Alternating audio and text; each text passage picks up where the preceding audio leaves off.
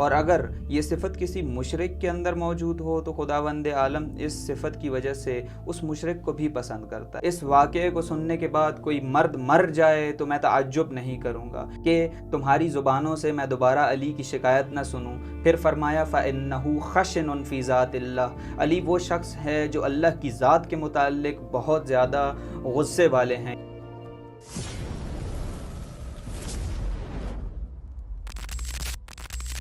بسم اللہ الرحمن الرحیم۔ ایک صفت جو خداوند عالم کو بہت پسند ہے اور وہ ہمیں ائمہ کی زندگی میں واضح اور روشن طور پر نظر آتی ہے، وہ صفت ہے غیرت کی۔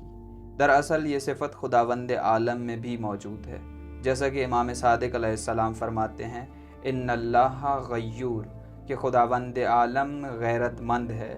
وَيُحِبُّ كُلَّ غیور، اور جس انسان کے اندر غیرت موجود ہو خداوند عالم اس انسان کو بھی پسند کرتا ہے۔ اب یہ صفت اگر کسی مومن کے اندر موجود ہو تو خداوند عالم اس کو پسند کرتا ہے، اور اگر یہ صفت کسی مشرک کے اندر موجود ہو تو خداوند عالم اس صفت کی وجہ سے اس مشرک کو بھی پسند کرتا ہے۔ جیسا کہ امام باقر علیہ السلام سے روایت ہے کہ ایک جنگ میں جب کچھ مشرکین قید ہو گئے، اسیر ہو گئے رسول اکرم صلی اللہ علیہ وآلہ وسلم کے، تو رسول اکرم صلی اللہ علیہ وآلہ وسلم نے حکم دیا کہ ان سب مشرکین کو قتل کر دیا جائے، ان سب مشرکین کو مار دیا جائے۔ لیکن رسول اکرم صلی اللہ علیہ وآلہ وسلم نے فرمایا کہ صرف ایک مشرک کو نہ مارا جائے، اس کو چھوڑ دیا جائے۔ وہ شخص آیا رسول اکرم صلی اللہ علیہ وآلہ وسلم کی خدمت میں اور رسول سے سوال کیا، اے رسول خدا، آپ نے سب کو قتل تک پہنچا دیا، سب کو ان کے انجام تک پہنچا دیا، لیکن مجھے کیوں چھوڑ دیا؟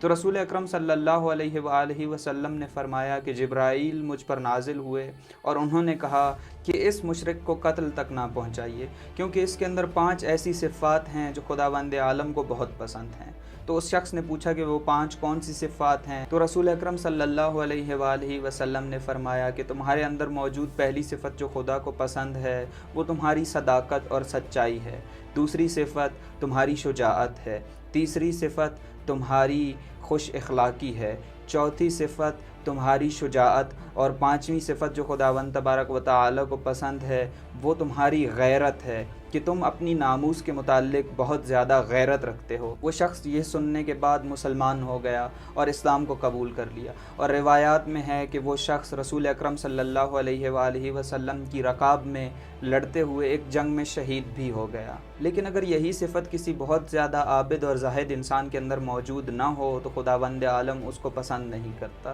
جیسا کہ بحار الانوار کی جلد نمبر 97 میں امام صادق علیہ السلام سے ایک روایت نقل ہوئی ہے، جس میں امام علیہ السلام فرماتے ہیں کہ 2 فرشتے ایک قوم پر عذاب نازل کرنے کے لیے گئے۔ وہاں انہوں نے دیکھا کہ ایک شخص بہت ہی خضوع و خشوع کے ساتھ خدا کی عبادت انجام دے رہا ہے اور خدا کی یاد میں گریہ و زاری کر رہا ہے۔ تو ان فرشتوں نے خداوند عالم سے سوال کیا کہ اے خدایا، کیا اس شخص پر بھی ہم نے عذاب نازل کرنا ہے اور کیا یہ بھی عذاب میں شامل ہے؟ تو خداوند عالم نے فرمایا کہ تم لوگ اپنا کام انجام دو، تمہیں جو وظیفہ اور فریضہ دیا گیا ہے تم صرف اور صرف اس کو انجام دو، یہ شخص بھی عذاب میں شامل ہے، کیونکہ فَإِنَّ ذَلِكَ رَجُلٌ لَمْ يَتَغَيَّرْ وَجْهُهُ غَضَبًا لِي، یہ وہ شخص ہے جس کے اندر غیرت موجود نہیں ہے، یہ وہ شخص ہے جس کو کبھی بھی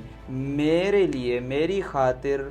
غصہ نہیں آیا، اس کا چہرہ کبھی بھی غصے کی وجہ سے تبدیل نہیں ہوا۔ یعنی یہ کہ اس شخص کے اندر غیرت موجود نہیں ہے، اور اگر اس کے سامنے کسی کی ناموس لٹ رہی ہو یا دین الہی کی حدود ٹوٹ رہی ہوں تو اس شخص کو غصہ نہیں آتا، بلکہ یہ ہنس کر وہاں سے چلا جاتا ہے۔ لہٰذا اگر یہ صفت کسی مومن کے اندر موجود ہو تو خداوند عالم اس کو بھی پسند کرتا ہے، اور اگر کسی مشرک کے اندر یہ صفت موجود ہو تو خداوند عالم اس مشرک کے اندر موجود اس صفت کو بھی پسند کرتا ہے۔ لیکن ہم لوگ جب غیرت کا لفظ سنتے ہیں تو ہمارے ذہن میں سب سے پہلے غیرت جو ہماری ناموس کے متعلق ہوتی ہے وہ ہمارے ذہن میں آتی ہے۔ لیکن اگر ہم غیرت کی اقسام کریں اور غیرت کو تقسیم کریں تو غیرت 3 حصوں میں تقسیم ہو سکتی ہے۔ سب سے پہلی غیرت انسان کی غیرت ملی ہو سکتی ہے، یعنی اپنے ملک کے متعلق غیرت رکھنا اور حساس ہونا کہ میں اپنے ملک کی حریم اور چار دیواری کے اندر کسی غیر کو داخل نہیں ہونے دوں گا۔ روایت میں بھی ہے کہ حب الوطن من الایمان، کہ حب وطن، وطن سے محبت کرنا، وطن کے متعلق غیرت رکھنا، یہ ایمان کا حصہ ہے۔ غیرت کی دوسری قسم غیرت ناموسی ہے، یعنی انسان اپنی ناموس کے متعلق غیرت رکھتا ہو۔ ایک مسلمان کے لیے ضروری ہے کہ وہ اپنی ناموس کے بارے میں حساس ہو اور اس کی حریم کی حفاظت کرنے کی کوشش کرے۔ ناموس سے مراد ماں، بہن یا بیٹی ہو سکتی ہیں، اور انسان کے لیے ضروری ہے کہ اپنی ناموس کی تو حفاظت کرے ہی، لیکن اگر کسی غیر کی، مسلمان یا غیر مسلمان کی ناموس پر تجاوز ہو رہا ہے، وہ مظلوم واقع ہو رہی ہے، تو اس وقت بھی ایک مسلمان ساکت نہیں رہتا بلکہ اس کا دفاع کرتا ہے۔ یہ مومن کی نشانی ہے۔ امام علی علیہ السلام کے دور میں جب امام علی علیہ السلام کے ہاتھ میں خلافت تھی تو اس وقت ایک سرحدی علاقے میں ایک یہودی خاتون کے پاؤں سے پازیب چھین لی گئی، تو اس وقت امام علی علیہ السلام نے فرمایا کہ اگر اس واقعے کو سننے کے بعد کوئی مرد مر جائے تو میں تعجب نہیں کروں گا۔ یعنی امام علی علیہ السلام نے ہمیں یہ سکھایا ہے کہ اپنی ناموس کی حفاظت تو کرنی ہی ہے، لیکن اگر کوئی غیر مسلم کی ناموس پر تجاوز کر رہا ہے تو وہاں بھی ہمارا فریضہ یہ ہے کہ ہم وہاں پر اس کا دفاع کریں۔ غیرت کی تیسری اور سب سے اہم قسم غیرت دینی ہے، یعنی انسان اپنے دین کے متعلق بہت زیادہ غیور ہو۔ دین کے متعلق غیور ہونے سے مراد یہ ہے کہ انسان اپنے دین کی حریم کے متعلق حساس ہو، یعنی اگر دین الہی کی حدود کو توڑا جا رہا ہے، رسول خدا صلی اللہ علیہ وآلہ وسلم کی سنت کی مخالفت ہو رہی ہے، تو اس وقت ایک مسلمان اور شیعہ کا فریضہ یہ ہے کہ وہ اپنے دین کا دفاع کرے۔ یہ خصوصیت ہمیں ائمہ کی زندگی میں بہت بارز اور واضح نظر آتی ہے۔ اگر ہم ائمہ علیہم السلام کی زندگیوں پر توجہ کریں تو ائمہ علیہم السلام اپنے ذاتی مسائل میں، اگر ذاتی زندگی میں ان پر کوئی ظلم ہوتا یا کسی قسم کی زیادتی ان کے ساتھ ہوتی یا کوئی ائمہ کی توہین کرتا، تو ائمہ بہت ہی نرمی کے ساتھ پیش آتے تھے، اس شخص کے ساتھ بہت ہی عفو درگزر سے پیش آتے تھے، مدارا سے پیش آتے تھے۔ لیکن اگر یہی بات دین کے بارے میں ہوتی تو اس وقت ائمہ قاطع طور پر اس شخص کے مقابلے میں کھڑے ہو جاتے تھے جو دین کی حدود کو پامال کر رہا ہوتا۔ حتیٰ کہ امام علی علیہ السلام کے بارے میں روایات میں آیا ہے کہ جب رسول اکرم صلی اللہ علیہ وآلہ وسلم اپنے آخری حج کے لیے مکہ جا رہے تھے تو رسول اکرم صلی اللہ علیہ وآلہ وسلم نے امام علی علیہ السلام کو حکم دیا کہ کچھ لوگوں کے ساتھ یمن جائیں اور وہاں سے لوگوں سے مالیات جمع کریں اور مکہ لے آئیں۔ رسول اکرم صلی اللہ علیہ وآلہ وسلم کے اس حکم پر امام علی علیہ السلام مکہ کی طرف روانہ ہوئے، اور واپسی پر امام علی علیہ السلام اپنے ساتھیوں سے آگے نکل گئے تاکہ وہ رسول کی خدمت میں جلد از جلد پہنچ سکیں۔ جب امام علی علیہ السلام رسول کی خدمت میں پہنچے تو کچھ دیر کے بعد رسول اکرم صلی اللہ علیہ وآلہ وسلم نے فرمایا کہ اے علی، بہتر یہ ہے کہ جو لوگ آپ کے ساتھ گئے تھے آپ ان کے ساتھ ہی مکے واپس آئیں۔ لہٰذا امام علی علیہ السلام واپس ان لوگوں کی طرف چلے گئے جو لوگ امام علی علیہ السلام کے ساتھ یمن گئے تھے۔ اب جیسے ہی امام علی علیہ السلام ان لوگوں کے نزدیک ہوئے تو امام علیہ السلام نے دیکھا کہ یہ لوگ جو لباس مالیات کے طور پر لائے تھے اور اب یہ بیت المال کا حصہ ہے، ان لوگوں نے اپنے جسم پر زیب تن کیا ہوا ہے۔ امام علی علیہ السلام ان کے نزدیک ہوئے اور ان سے بہت ہی غصے کے ساتھ پوچھا کہ تم لوگوں نے یہ لباس زیب تن کیوں کیا؟ تو وہ لوگ کہنے لگے کہ ہم چاہتے تھے کہ ذرا خوبصورت لگیں، اپنے خاندان سے ملیں تو اچھے لگ رہے ہوں۔ امام علی علیہ السلام نے فرمایا کہ اس لباس کو اتارو، اور جب تک رسول اکرم صلی اللہ علیہ وآلہ وسلم اس مالیات میں سے، اس بیت المال میں سے تمہارا حصہ مشخص نہیں کر سکتے، اس وقت تک کسی چیز سے استفادہ کرنا تمہارے لیے جائز نہیں ہے۔ یہ لوگ واپس آئے اور رسول اکرم صلی اللہ علیہ وآلہ وسلم کی خدمت میں شکایت کی کہ علی تو بہت غصے والے ہیں اور علی کا رویہ ہمارے ساتھ بالکل بھی ٹھیک نہیں تھا۔ تو اس وقت رسول اکرم صلی اللہ علیہ وآلہ وسلم نے فرمایا کہ تمہاری زبانوں سے میں دوبارہ علی کی شکایت نہ سنوں۔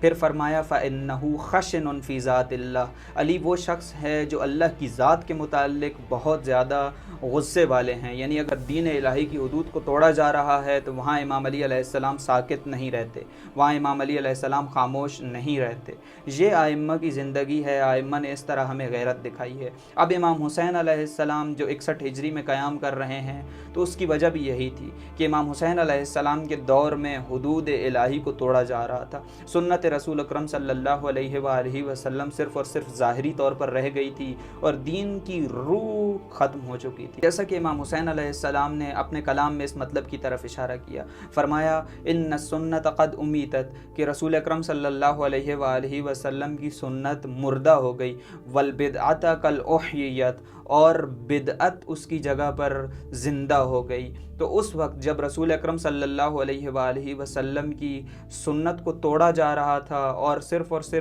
دین ظاہری طور پر باقی رہ گیا تھا، دین صرف اور صرف زبانوں کا ذائقہ بن چکا تھا، اس وقت حسین ابن علی کی غیرت نے یہ برداشت نہیں کیا کہ حسین ابن علی کے سامنے دین کی حدود کو توڑا جائے اور حسین ابن علی خاموش رہیں، حسین ابن علی ساکت رہیں، لہٰذا امام حسین علیہ السلام نے قیام کیا۔ اسی طرح ایک اور مقام پر امام حسین علیہ السلام نے فرمایا وَلَكُمْ فِيَّ أُسْوَةٌ، کہ اے شیعو تمہارے لیے میں اسوہ ہوں، میں حسین ابن علی رول ماڈل ہوں۔ اب یہ کیسا ممکن ہے کہ امام حسین علیہ السلام کہ جن کے اندر اتنی غیرت ہے اور غیرت کی تعریف حسین ابن علی ہیں، ان کا شیعہ بغیر غیرت کے زندگی گزار رہا ہو، اس کے اندر دین کے متعلق کوئی غیرت نہ ہو، اس کے سامنے ظلم ہو رہا ہو، اس کے سامنے فلسطین میں غزہ میں مسلمانوں پر ظلم ہو رہا ہو، لیکن وہ ساکت بیٹھا ہو اور اپنی زندگی میں مصروف ہو۔ کیسا شیعہ ہے یہ حسین ابن علی کا جس نے امام حسین علیہ السلام کو اپنے لیے اسوہ نہیں بنایا؟ کیسا شیعہ ہے یہ کہ جس نے امام حسین علیہ السلام کو اپنا رول ماڈل نہیں بنایا؟ کیسا شیعہ ہے یہ کہ جس نے امام حسین علیہ السلام کو اپنا رہبر نہیں بنایا؟ کیسا شیعہ ہے یہ کہ جس نے امام حسین علیہ السلام کے راستے کو اختیار نہیں کیا اور مظلوموں کو دیکھ کر مظلوموں کے ظلم پر خاموش رہا اور اپنی زندگی کے مزے لوٹتا رہا؟ ہمیں اپنی زندگیوں کا محاسبہ کرنے کی ضرورت ہے۔ اگر ہماری آنکھوں کے سامنے ظلم ہو رہا ہو اور ہماری غیرت جو ہے وہ یہ چیز گوارا نہ کرے کہ ہم مظلوم کا ساتھ دیں، تو پھر ہماری زندگیوں کا کیا فائدہ؟ کیا فائدہ اس زندگی کا جس کے اندر انسان میں غیرت ہی موجود نہ ہو، جس میں انسان کی غیرت ہی مر گئی ہو اور غیرت کو مار کر انسان ذلت کی زندگی گزار رہا ہو؟